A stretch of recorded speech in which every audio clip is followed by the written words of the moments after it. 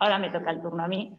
Os voy a presentar la tesis que está centrada en este caso en una prueba diagnóstica para intentar buscar una herramienta que nos pudiera ayudar a detectar dolor en el paciente crítico. Esta es una tesis que fue presentada en febrero y que tiene este título tan complicado. Estimación y validación del umbral de dilatación pupilar para la detección de dolor en el paciente crítico sedado y en ventilación mecánica. Vale. Vamos a ir pasando un poco someramente por todas las partes. Voy a intentar concretar la información en los resultados principales y tal y como ha dicho Yagoba, nos tenéis siempre a vuestra disposición. Sabéis que estamos en los despachos, nos escribís por correo. Todo lo que os interese y necesitéis, pues ya sabéis, no tenéis más que contactar con nosotros.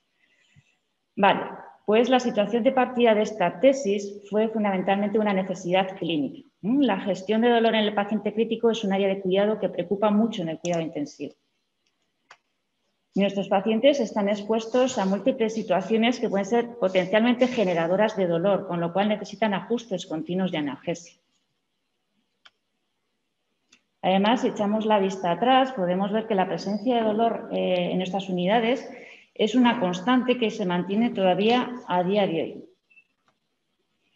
Y si hacemos referencia a las guías de práctica clínica, ellos nos siguen haciendo o impulsando, o ayudando o empujando a que optimicemos la analgesia de nuestros pacientes como única medida para poder ajustar el nivel de sedación que estos precisan y evitar complicaciones.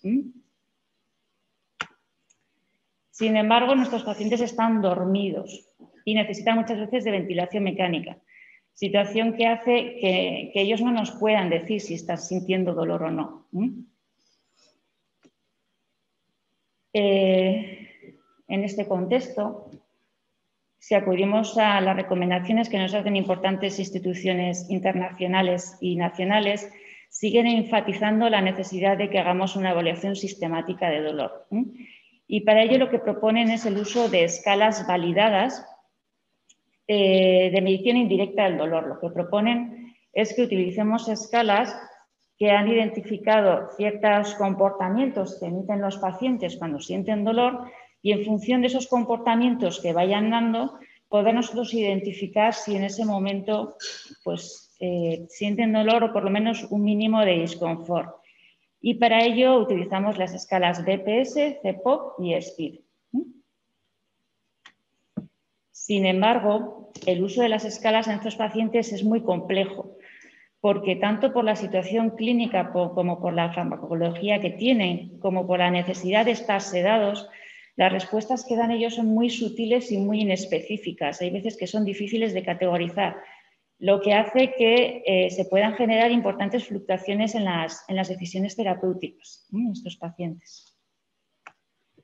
Por eso, en esta tesis lo que se proponía era utilizar una herramienta que nos facilitara ese trabajo, que nos permitiera medir de forma objetiva qué es lo que estaba ocurriendo en nuestros pacientes, y nosotros proponemos la pupilometría. La pupilometría es una herramienta que nos permite medir de forma muy precisa cómo varía el tamaño pupilar cuando exponemos a los pacientes a unos estímulos.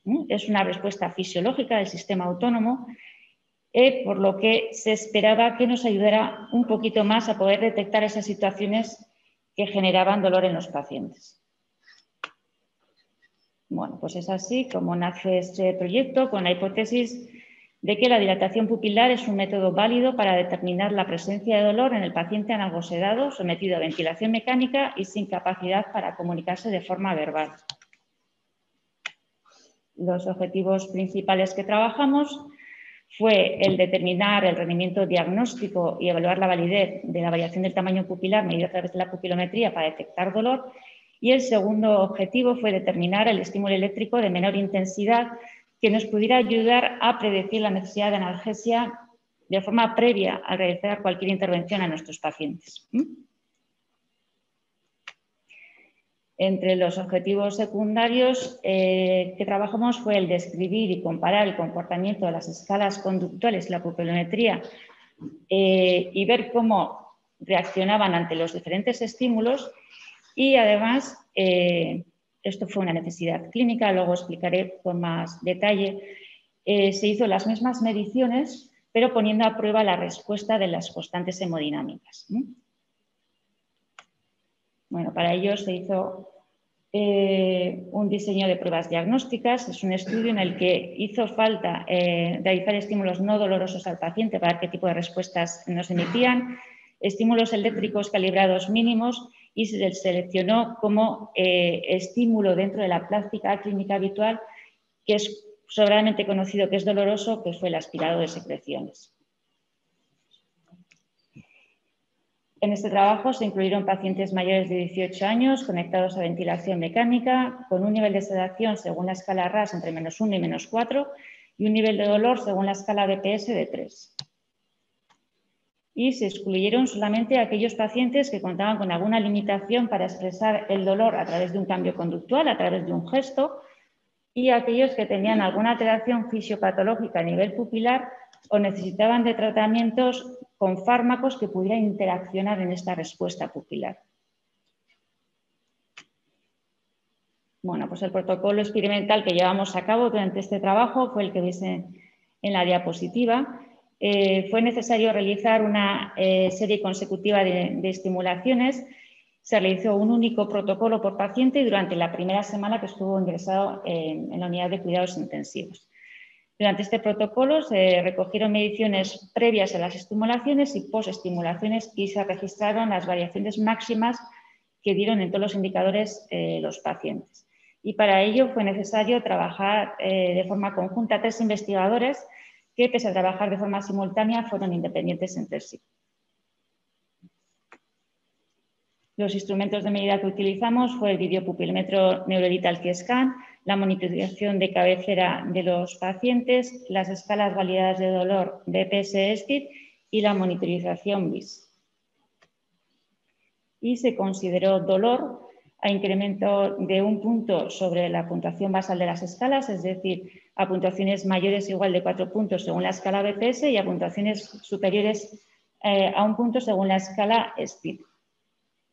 Y en el caso de las constantes hemodinámicas e indicadores de sedación, variaciones o incrementos superiores al 10%. Bueno, este trabajo contó con la aprobación tanto del Comité Ético de Investigación Clínica del Hospital Universitario de Álava como del Comité Ético de Investigación Clínica de Euskadi. Bueno, pues nada, durante todo este proceso reclutamos a un total de 50 pacientes, de los que finalmente 31 pasaron a ser parte de nuestra muestra final y a través de los cuales conseguimos una N total de mediciones de 183. Nuestros pacientes fueron pacientes con una edad media de 62 años, fueron más varones en este caso, pacientes con patología tanto médica como quirúrgica, con un nivel de gravedad según la escala Apache-2 de 21 puntos y un nivel de BIS de 68. Además, todos ellos contaban con una perfusión continua de analgésicos y un 80% de ellos contaba con una perfusión continua de sedantes. Bueno, vamos a intentar, poquito a poco, dar respuesta a nuestro objetivo. Estos primeros análisis responden un poco a la necesidad clínica que tenemos en las unidades de cuidados intensivos de encontrar cuáles son esas herramientas que nos pueden dar más posibilidad de poder objetivar la presencia de dolor en los pacientes. Entonces, lo primero que hicimos fue ver un poco cómo se comportaban las herramientas que teníamos para medir dolor y comparar esos resultados unas con otras, ¿no? Y para ello se describió el comportamiento tanto de las escalas BPS, STID y PDR a lo largo de todos los estímulos y se vio cómo se comportaban esas herramientas para diagnosticar dolor. Pues bien, cuando recogimos todos los resultados de las mediciones que nos aportaron nuestros pacientes después de las estimulaciones, pudimos observar que esas respuestas recogidas con la escala BPS y STIP fueron muy pobres, fueron mínimas. Sin embargo, cuando empezamos a analizar las respuestas de tamaño pupilar que se daban en estos pacientes, pudimos ver que esas respuestas se daban, empezaban a darse desde estimulaciones de muy bajita intensidad, que poco a poco mostraban una tendencia creciente a medida que aumentábamos la intensidad de los estímulos y que cuando sometíamos a los pacientes a un aspirato endotraqueal, la variación del tamaño pupilar que encontrábamos era superior al 34%. Cuando analizamos cómo se comportaban en situaciones de dolor y no dolor, pudimos ver que las dos escalas tenían un grado de acuerdo elevado, es decir, las mediciones que hacían una y otra coincidían prácticamente al 100%, y cuando analizamos cómo eran las variaciones del tamaño pupilar, pudimos observar que existían diferencias significativas entre los grupos de pacientes que habían mostrado dolor y los que no mostraban dolor según las escalas. Cuando repetimos el análisis en función de los estímulos, pudimos volver a ver otra vez que la variación del tamaño pupilar aumentaba según aumentábamos la intensidad de los estímulos en los dos grupos, tanto en los pacientes que tenían dolor como en los que no tenían dolor. Pero, sin embargo, las mediciones de variación de tamaño pupilar que teníamos en los pacientes que sí habían presentado dolor eran muy superiores a las que no lo presentaron. Cuando emparejamos un poco la respuesta que daba la variación del tamaño pupilar y la respuesta que había dado el paciente según las escalas, pudimos ver que prácticamente pues, un porcentaje aproximado del 70% de los pacientes que no habían mostrado dolor presentaban una variación de tamaño pupilar por debajo del 15%. Pero este análisis nos empezó a dar ciertas pistas de lo que podía acabar ocurriendo al final de todo este trabajo. Nos empezó a identificar a un grupo de pacientes que respondía de forma diferente al resto. Es decir, teníamos pacientes que, aunque según escalas no deberían tener dolor, sin embargo sí que nos estaban diciendo por la variación del tamaño pupilar que estaban sintiendo esos estímulos que les estábamos haciendo. Y además también pudimos ver que había pacientes que, aún habiendo presentado cambios conductuales, es decir, que podían tener dolor, sin embargo no reaccionaba o no se obtuvo una medición de variación del tamaño pupilar de las dimensiones que se esperaba. Vale. Entonces es cuando pasamos a hacer un análisis de rendimiento diagnóstico de la PDR, es decir, empezamos a ver de qué manera la PDR podía diagnosticar a nuestros pacientes que tenían dolor o que no tenían dolor. Y para eso se hizo un área bajo la curva y se seleccionaron ciertos puntos de corte. Y además, lo que queríamos ver también es de qué manera clasificaba a los pacientes que tenían dolor y no dolor, las escalas conductuales y la variación del tamaño pupilar. Y para eso se analizó la fiabilidad de la herramienta a través del grado de acuerdo y de concordancia que había entre las dos herramientas.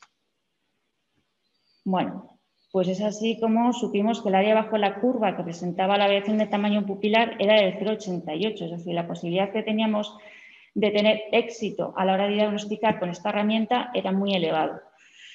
Además, dibujamos la curva de ROC con todos los posibles puntos que nos podían estar indicando dolor y de ahí seleccionamos aquellos que tenían mejores propiedades diagnósticas, aquellos que nos diferenciaban mejor a los pacientes que tenían dolor de los que no tenían. Y esos puntos fueron el 3,5, el 5,5, el 7,5 y el 11,5. Bueno, pues a continuación, con el objetivo de poder identificar cuál era el punto de corte a partir de cuándo podíamos empezar a pensar que nuestro paciente tenía dolor, lo que hicimos fue comparar los 4 puntos. Para ello, fuimos pasando, hicimos un análisis más profundo de lo que son las pruebas diagnósticas y fuimos viendo de qué manera cada punto identificaba a los pacientes que tenían dolor de los que no tenían, qué probabilidad existía de aquellos que habían sido positivos que realmente estuvieran pasando dolor, con qué exactitud nos medían las herramientas la presencia de dolor y luego qué eficiencia diagnóstica tenía. Entonces, así vimos que las sensibilidades que mostraban los 4 puntos fueron muy elevadas, que los valores predictivos positivos fueron bastante más favorables para el punto de 11,5%, observándose que disminuía la probabilidad de que fueran positivos a medida que disminuía la respuesta pupilar, que la cantidad de pacientes que estaban, la proporción de pacientes que estaba diagnosticado de forma errónea era muy baja en todos ellos. El nivel de exactitud era por encima del 81% en el caso del punto de 11,5% y la eficiencia diagnóstica fue moderada, es decir, teníamos un coeficiente de probabilidad positiva de 4,15. Por ello, dentro de los pacientes que habían participado en nuestra muestra, decidimos que el punto de variación de tamaño pupilar de 11,5% era el que nos iba a estar indicando si el paciente tenía dolor o no. Es decir, si el paciente cuando le estimulábamos no mostraba cambios de esta dimensión, es decir, se quedaba por debajo de 11,5, sería un paciente que no tenía dolor, y el que mostraba cambios por encima de 11,5 sería el paciente que en ese momento estaba sintiendo dolor. Bueno, pues a continuación comparamos las herramientas, como he comentado antes, y lo que vimos es que el grado de acuerdo entre las escalas continuaba siendo muy alto, con un índice kappa por encima de 0,9, incluso cuando hicimos el análisis a través de los diferentes estímulos. Sin embargo, cuando comparamos las escalas con la PDR, aunque sí que teníamos un grado de acuerdo muy elevado, por encima del 80%, el índice kappa se mantuvo en torno a 0,6 y nos permitió observar que existía un grupo de pacientes que no habían mostrado cambios a nivel de escala conductual y, sin embargo, sí que mostraba cambios indicativos de dolor a través de la variación del tamaño pupilar. Y eso constituía, dentro de todas las mediciones, en torno a un 15 o un 16% de los pacientes. Situación que se encontraba todavía en mayor medida ante situaciones en las que potencialmente podría haber más casos de pacientes que estaban sintiendo dolor, es decir, ante estimulaciones de mayor intensidad. Ante esta situación nos decidimos profundizar en el estudio y ver qué tipo de factores pudieran estar interaccionando en este tipo de respuestas. Y basándonos un poco en conocimiento clínico, identificamos los tres que veis a continuación. El BIS, es decir, el nivel de sedación del paciente, la edad y el APACHE2, que sería la gravedad de los pacientes. Cuando analizamos la escala BPS, vimos que no había diferencias cuando clasificamos a los pacientes en función de estos tres factores y, sin embargo, cuando lo hicimos con la PDR, nos permitió observar que en aquellos pacientes que estaban más sedados y estaban más graves, la respuesta pupilar era menor. Es decir, había diferencias significativas cuando clasificábamos los pacientes en función de estos dos factores. Situación que se volvió a confirmar cuando clasificamos los pacientes en dolor, no dolor, según la variación del tamaño pupilar que teníamos. Entonces, ante esto, y de cara al segundo objetivo, que no voy a desarrollar, más que nada por no alargarme y porque es algo que todavía está en proceso dentro de la segunda fase de esta tesis, estamos todavía empezando a analizar el ensayo clínico que tenemos en marcha. Y para ello necesitábamos este parámetro, es decir, necesitábamos saber si la PDR era independiente al nivel de sedación de los pacientes y al de gravedad, que sería una de las grandes ventajas frente a las escalas conductuales. Entonces, analizamos un poco la PDR por un lado como una variable continua y por otro lado como una variable categorizada, y nos permitió observar que era independiente, es decir, que se mantenía la respuesta pupilar independientemente al nivel de sedación y de gravedad, y además que los pacientes que presentaban una variación del tamaño pupilar por encima del 11,5% tenían un riesgo 32 veces superior de estar padeciendo dolor respecto al resto de los pacientes. Por último, y esto ya porque es una necesidad clínica, es decir, si vamos a las recomendaciones que nos hacen las instituciones encargadas de legislar, monitorizar un poco de qué manera se gestiona el dolor de estos pacientes, nos dirán que la utilización de factores de indicadores hemodinámicos y de sedación no son lo suficientemente específicos para utilizarlos como guía de presencia de dolor en nuestros pacientes. Pero, sin embargo, la práctica clínica, entre la necesidad de una herramienta que sea más objetiva que la que tenemos de forma validada se siguen utilizando como guía, es decir, aquellos pacientes que vemos que aumenta la tensión arterial o la frecuencia cardíaca, pues ya empieza a ser un signo de que el paciente ya no está confortable.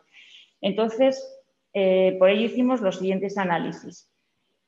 Comparamos un poco cómo reaccionaban o cómo respondían estos indicadores ante los estímulos, cómo respondían en situaciones de dolor, no dolor, y luego vimos la fiabilidad. Comparamos otra vez las herramientas, lo comparamos con las escalas y lo comparamos con la variación del tamaño pupilar. Y así pudimos ver que, como era esperado, las medianas de las variaciones de los indicadores fisiológicos y de sedación no cambiaron durante las estimulaciones. Cuando hicimos el análisis por estímulos, esperando encontrar mayor variación a mayor intensidad del estímulo, tampoco encontramos variaciones de relevancia clínica.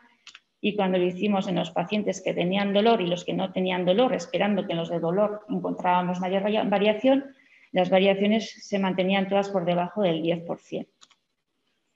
Cuando comparamos cómo coincidían las dos clasificaciones, a nivel general coincidían en torno a un 70%, pero cuando aumentaba la intensidad de los estímulos bajaba incluso a un 40%. Y cuando analizamos dónde estaban esas diferencias, en qué momento se generaban esos desacuerdos, pudimos observar que se daban fundamentalmente en el grupo de pacientes que tenía dolor. Es decir, ahí el grado de discordancia, de desacuerdo entre las dos variables podía alcanzar incluso el 80%, mientras en el grupo de pacientes que no tenía dolor se mantuvo por debajo del 20%. Por el que finalmente el índice kappa que teníamos entre las dos herramientas fue muy pobre y fue por debajo del 0,2. Finalmente, y para acabar, cuando comparamos la PDR con los indicadores fisiológicos, esperando un poco que la respuesta fuera parecida, porque los dos eran respuestas fisiológicas y además medidos de forma objetiva, nos encontramos que el grado de acuerdo estaba en el 60% y que volvía a disminuir cuando aumentábamos la intensidad del estímulo, y que una vez más el grado de desacuerdo lo teníamos en aquellos pacientes que habían mostrado dolor y era un grado de desacuerdo muy elevado, por encima del 80%. Es por ello por lo que al final de este trabajo podemos concluir que el valor de la PDR es superior a 11,5, es decir, si el tamaño de la pupila varía más que un 11,5%, nos podría estar indicando que estos pacientes tienen dolor. Y además tuvimos una BC de 0,88. Además, la segunda conclusión, y con mucha relevancia clínica, es que se mantenía la respuesta del tamaño pupilar incluso en los pacientes muy sedados y en pacientes graves o con edad. Y finalmente, que el grado de acuerdo entre las escalas conductuales y la PDR fue moderado. Tuvimos esos desacuerdos, pero tenían un grado de acuerdo aceptable, mientras que el grado de acuerdo entre las variables de los indicadores fisiológicos y de sedación fue muy pobre. Y para finalizar, me gustaría agradecer a todas las personas que me han acompañado durante estos 4 años y han hecho posible que hoy os presente los resultados de este trabajo. Mil gracias a todos.